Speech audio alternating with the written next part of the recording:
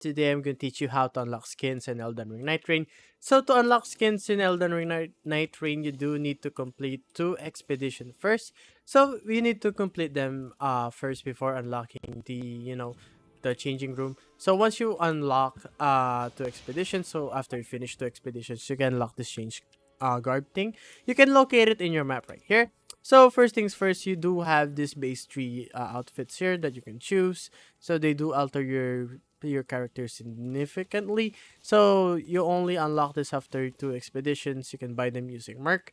I have one for Wilder. So here is my things for Wilder and stuff like that. You can also do a remembrance quest to unlock the remembrance outfit. Nothing really changed for Wilder than adding this weird earring thingy. So that's the only difference between this and the remembrance version. But some of the remembrance are pretty cool. Like if you have Raider, you will have his full armor off, so you can see him more. Then to unlock the Dark Soul skins, you do need to beat Hello Star. So like the final boss knight aspect, you do need to defeat him to select the Dark Soul skins. So there's a lot of really good Dark Soul skins here. But my favorite are Artorias because he's very iconic in the Dark Souls series.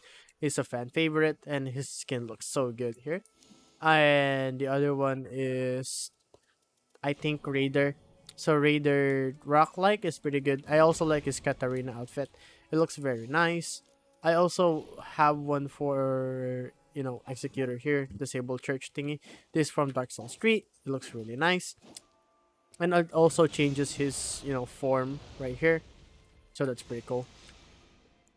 So yeah guys, that's how you can unlock skins in Elden Ring Nightreign. If you guys like this video, be sure to like and subscribe to the channel and turn on notification. And as always, I'll see you guys on the next one. Bye bye.